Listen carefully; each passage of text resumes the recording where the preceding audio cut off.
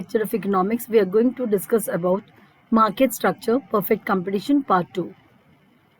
The objective of this session is to make you understand about the perfect competition, profit maximization under perfect competition, close down conditions and decisions, then loss minimization, break-even point, marginal revenue and marginal cost rule.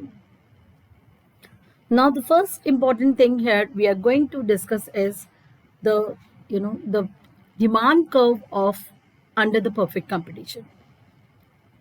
Now, the demand curve of the firms under the perfect competition, we all know is horizontal. Like this is a demand curve of a firm. So first thing that you need to understand is the difference between the firm and the industry. We know that all the firms together combines makes industry, right? Like if we talk about Honda, Honda is a part of automobile industry. So that makes you clear about the firm and industry. So when we talk about a firm, a single firm, what we see that its curve is perfectly horizontal, right? It is horizontal to x-axis. Graphically, no matter whatever is the quantity, it is easily being sold at a going market price. This horizontal curve, means this. So now the important thing is that do we have this curve of demand curve for the entire industry? No. For an entire industry, we have a demand curve which is negatively sloping like we have in other cases. So when we say negatively sloping, that means it has an inverse relationship between price and quantity, right? We know that. So demand curve is again a downward sloping curve, for the if we talk about for not about a firm but for the industry. Now, but this when we talk about a single person, single firm, it is given by the price the farmer can receive, the going market price, and any amount of a quantity he is able to sell. That is why it is a horizontal axis, horizontal to the x-axis. So that is the reason we say the demand curve is horizontal axis under the perfect competition for the firms. Now, when we say the demand curve, we say under the perfect competition, it is P is equal to MR is equal to AR. Now, why do we say this? Because we say the price, since we are saying that in this price, all the quantities, whatever is available with him, he is able to supply here. So what we say, that the price into quantity will give you a revenue. So average revenue will be divided by the quantity. So everywhere we will be getting the same thing, same values, which will be indicated by this demand curve.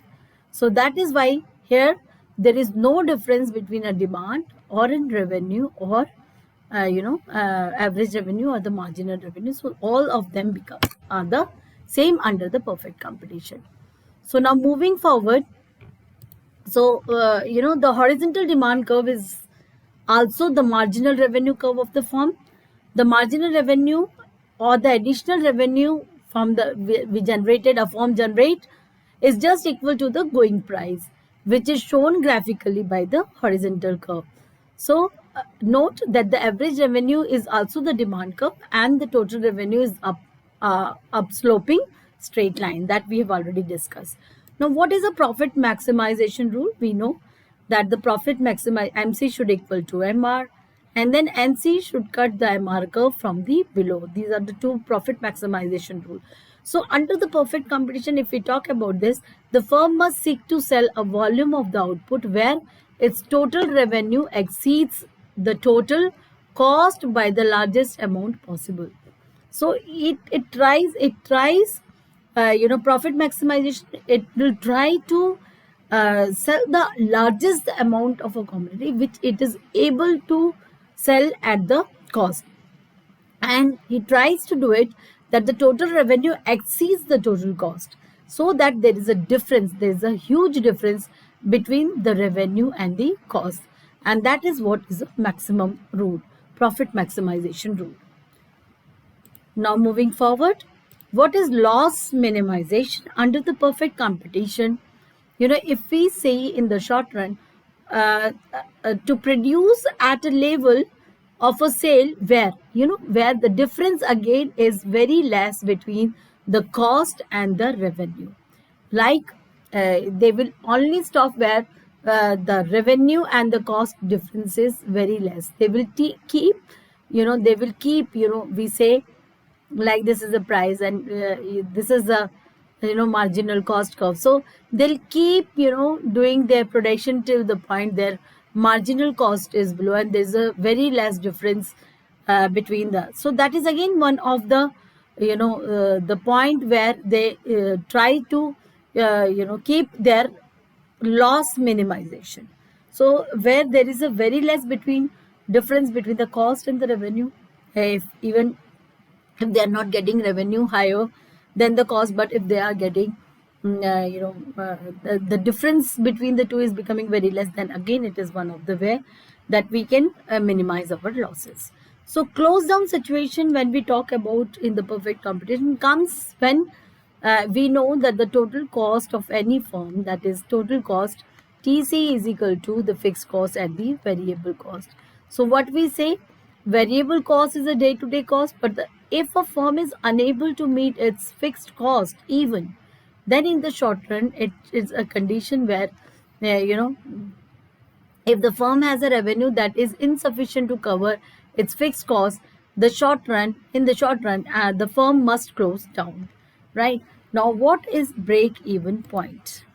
So when we talk about a break-even point, it is a condition again where we say that the revenue is equal to the cost. That marginal revenue should be equal to marginal cost. And I told you that the marginal cost curve should cut the marginal revenue curve from the below. A firm must be beyond this break-even point. Why? Because your revenue should be greater than your cost. So it should always be like that, so as to maximize profit. So that is again one of the condition. So moving forward, so marginal revenue and the marginal cost rule. So producing at a level of output where marginal revenue equal to marginal cost is equivalent to the profit maximization rule. Indeed, if one less unit, if we are producing one less unit were to be produced, the profit would be smaller by excess of the marginal revenue over the marginal cost. We know that for the last unit.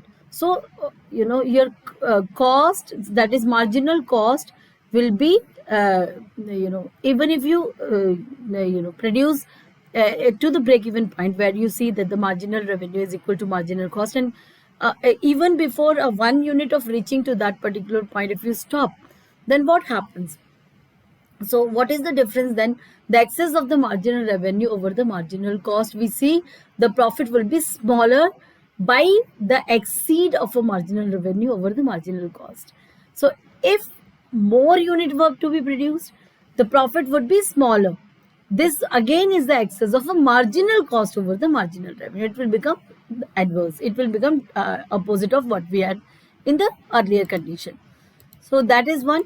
Now, the marginal revenue is equal to marginal cost is a rule applicable for loss minimization as well as the profit maximization. However, if the marginal revenue intersect the marginal cost from below over the variable cost, it means that the revenue are not sufficient to cover the fixed cost and the firm should close down. And that is very important.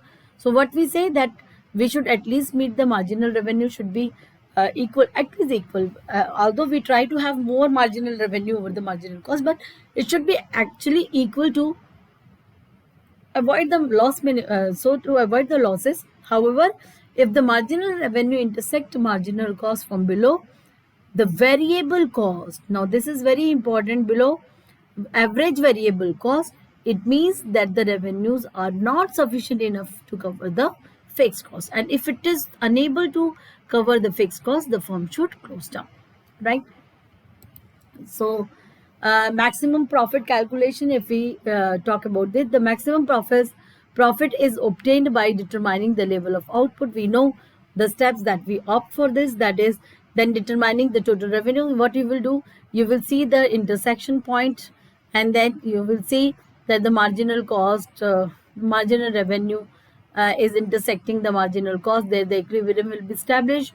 At that you will find the quantity, then determining the total revenue, giving the price multiplied by the quantity. Here you will have a price, and here you will have a quantity. You will multiply the price into the quantity, OP into O, you can say this X, OX. So whatever quantity you will get, yeah, total given by the now total cost given by the average total multiplied by the quantity, and the difference between the revenue, the difference between the total revenue and the total cost, and total cost will give you the calculation of profits. So that is how we calculate the profit. Why are there no profits in the perfectly competitive market? What is the reason behind it? In a perfectly competitive market, firm only experiences profits or losses in the short run, because in the long run, firms eliminates the provisions of the loss or the profits are limited, because an infinite number of the firm producing the same thing are available with the same products, homogeneous products. Firm experiences no entries and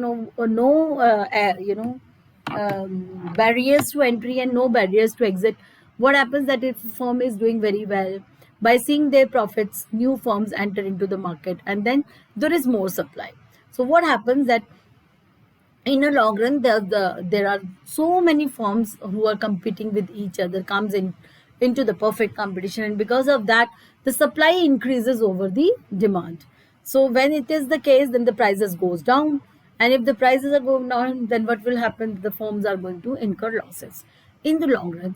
So by seeing the losses, some of the firms which are weaker, so they start leaving the market, and that is how the perfect competition model works in a long run. Then they start going out of the market, and then the weaker firms leave the market, and then the supply schedule again come to the equilibrium, and the new price is settled. So that happens, right? So that is all about this chapter. Thank you so much.